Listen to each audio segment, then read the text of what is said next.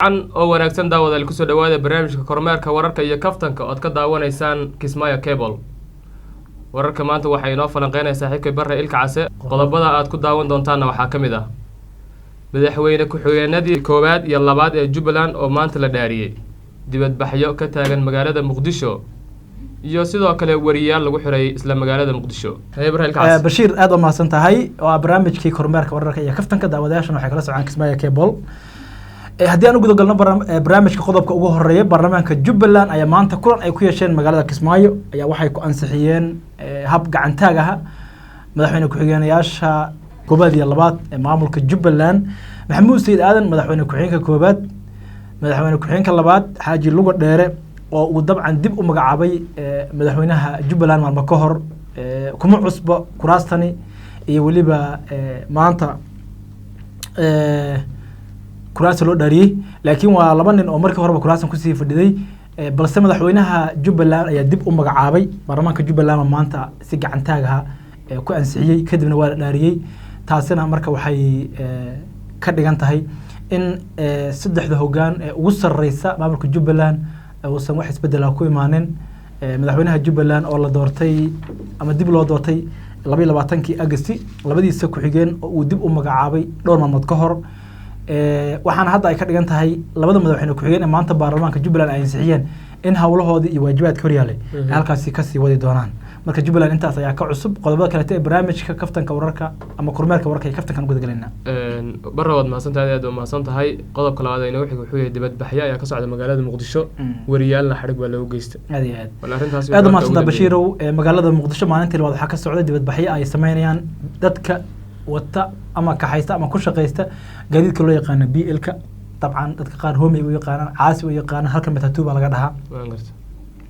dadka marka waxay ka cabanayaan jidadka xiran iyadoo canshuur laga qaado waxayna aad markaasi dawladda ugu eedanayaan in canshuurta laga qaado aan wax maaragtay iyaga adeegoo lagu fidiyo uusan jirin laakiin wadooyinkii xitaa ay ku ganacsan lahaayeen ama gawaarida ku kaxaysan lahaayeen ay ku shaqaysan lahaayeen ay xirxiran yihiin waxaan ognahay ka dhaxgale wadooyinka Muqdisho way xirnaa jireen aad iyo aad cabashooyinka iyadoo ay jiri jireen dad mudaharadeynta laagmaysan jiri jireen aad iyo aad warka xiritaan oo wadooyin la xiro inta si badan soo kordhaa jira waa Bashiir ma santahay dabcan waxaan ogeyn dawladihii hadda ugu dambeeyay Xasan Sheekh Maxamuud sidoo kale wadooyinku way xirnaayeen laakiin madaxweyne Farmaajo waxa uu ololaha doorashada hadda uu ku guuleystay 2017 uu ku galay in jidadka la furi doono jidadka xiran oo aysan jiri doonin dad xirnaan doona laakiin taas cagsigeeda waxa dad badan ay aaminsan yihiin jidadkii xirnaa in la sii adkeeyay waliba kuwa kale la xiray aaminsan yihiin waana takeenaysa mudaharaadkan iyo dadkan hadda maanta maalintii labaad ku mudaharaadaya magaalada Muqdisho ee jidadkeeda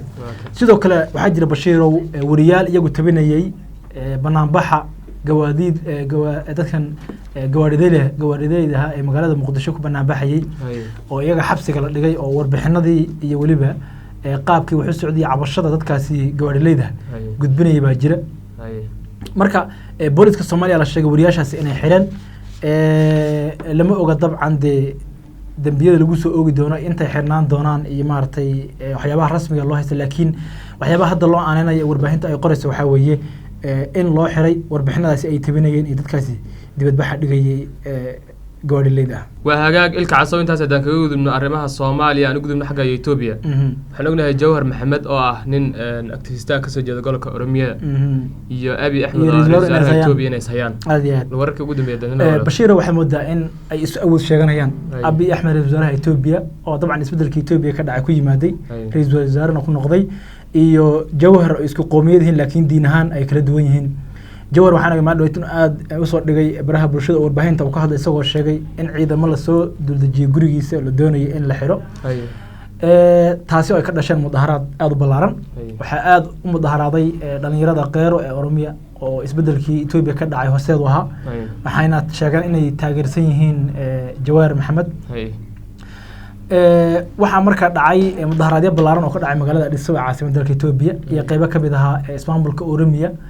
kuwaasi oo aad loogu taageerayay Jawhar Maxamed Jawhar waa nin u dhaqdhaqaaqa Oromada ama ismaamulka Oromada iyo shacabkeeda waa nin ay aad u aaminsan yihiin ugana dambeeyaan oo isbedelkii Ethiopia ka dhacay ay aaminsan yihiin in uu horseed u ahaa ama hormuud u ahaa dalka Ethiopia iyo joogi jiray laakiin markii isbedel ku dhacay ayuu dalka kusoo laabtay maaragtay ururadii mucaaradka ahaa lasoo dhaweeyey dalka Mareykanka ayuu joogi jiray baasaboor Mareykan haystay laakiin baasaboorkii had dabcan meel dhaweyto intaan qalalaasoo dhicin iyo iska wareejiyay baa la yiri si uu noqdo muwaadin Ethiopian aad iyo aad marka ra'iisul wasaaraha Ethiopia dabcan intaan ra'iisul wasaaraha u galin Jawaar waa uu hadlay wuxuu sheegay ama uu ku tilmaamay Abiy inuu yahay nin kaligii taliyaha doonayana dalka Ethiopia in uu ku celiyo maalmihii madooba ee mugdiga ahaa iyo dhibaatooyinkii uu soo maray waxa sidoo kale uu sheegay in suuragal tahay in doorashada soo socotay 2020 Ethiopia ka dhacaysa oo u tartamo xilka ra'iisul wasaarenimada ee dalka Ethiopia ra'iisul wasaaraha Ethiopia ayaa markaas wuxuu ka hadlay xaaladihii ugu dambeeyay dhibaatooyinkii iyo rabshadihii ka dhacay wuxuu sheegay in 67 qof ay ku dhintay rabshadihii dhacay kuwaas oo isugu jira kuwa jinsi iyo waliba kuwa maartay diin la isugu dagaalay ra'iisul wasaaruhu marka wuxuu sheegay wacadna ku maray in uu maxkamadda tiskin doono dadkii iyagu dabcan Jawaar muusan magac dhawin laakiin dadkii dhibaatooyinka dambeeyay wuxuu sheegay in uu maxkamadda tiskin doono ama cadaaladda la horkeeni doono wuxuu sheegay in xaalad hadda Ethiopia ay ku jirto laga yaabo xaalad ka adag inay wajahdo laakiin maamulkiisa uu ku dadaali doono sidii maartay xaaladda loo dejin lahaa waxaan ogeyn Jawaar iyo Abiy Ahmed marka laga soo tago inay isku qoomiyad ka soo jeedaan in haddana dad aad isku garabsiiyo isbedelka Ethiopia lagu tilmaamo raggi farakutiriska ah ee hormuudka inay hayeen marka meesha saxda ah ay iska hayaan ma la ogyahay horta ilaa hadda lama ogo waxyaabaha khilaafkan dhaliyay inkastoo Jawaar isagu uu sheegay in ciidanka ilaalada laga qaatay haddana ciidan kale gurigiisa la kor keenay oo ay rabeen markaas in isagu sida uu sheegay in dhibaato ay u geystaan laakiin sababta rasmiga ee khilaafka dhalisay cid hadda og ilaa haddana shaac ka qaaday ma jirto labaduba waa laba nin oo kasoo jeeda qoomiyadda Oromada oo ah qoomiyadda ugu dhul balaaran uguna badan dalka Ethiopia laakiin laba diin bay kala haystaan Abiy nin muslim ah laakiin Jawaar waa nin muslim ah marka Abiy iyo Jawaar oo marka hore isku dhawaayeen muddo hadda inuu mud soo kala dhaxgalay aadna u kala fog yihiin kullay waxay ku dhamaanto lama oga laakiin khilaafkaasi wali wuu jiraa barnaamijyada iyo rabshadihiina wali dalka Ethiopia way ka jiraan laakiin inkastoo ra'iisul wasaaraha Ethiopia uu sheegay in la soo afjari doono hawlahan haddana waxaa moodaa in waxoogaa uu qoomiyadii iyada hadda isbedelka aadka uga faa'iideystay ee Oromiya ama Oromada ahayd muddo hadda in iyaga waxoogaa uu khilaaf soo kala dhaxgalay Jawaarna uu yahay nin ka taageero badan ra'iisul wasaaraha Ethiopia waxa laga yaabaa Abiy inuu ka yaabay yahay doorashada soo socota in ninkan maadaama uu ka taageero badan yahay in kursigaasi maartay uu qaylo galiyo ama uu ka qaato marka waxoogaa Abiy marka waxoogaa waxa laga yaabaa in uu rabay in ninkan uu xabsi dhigo si doorashada soo socota uusan u tartamin laakiin Abiy dawladii hore ka mid ahaan jiray balse ninkani nin aad uga dhigay dhibaatooyinka Ethiopia ka dhacay iyo Oromada oo iyagu sheegan jiray in dhaqaale ahaan iyo siyaasad ahaanba la gacan bidixeeyo aad ugu hadli jiray buu ahaa marka waxaad moodaa Abiy taageerada uu ka haysto shacabka Oromada iyo midda Jawaar uu ka haysto in ay aad u kala duwan yihiin ama aad u kala fog yihiin tusaale ahaan Jawaar uu taageero aad fara badan uu ka haysto maamulka Oromiya iyo guud ahaan qoomiyadda Oromada halka Abiy uu taageero intaas in ka yar uu ku leeyahay halkaasi marka waxoogaa waxaa moodaa labada nin ay isgarbinayaan kursiga ra'iisul wasaarenimadana laga yaabo inay ku tartamaan doorashada soo socota ee 2020 ka dhici doonta dalka Ethiopia baro waad mahadsan tahay haddana waxaan u gudbaynaa wararka caalamka qodobada kale qodobka aan rabno inaan ku horreysino waxaa ka mid ah dhimashada Daesh ama ISIS Abubakar al-Baghdadi oo ah hogaamiyaha Daesh baa warar waxay sheegayaan in Mareykanka howlgal uu ka fuliyay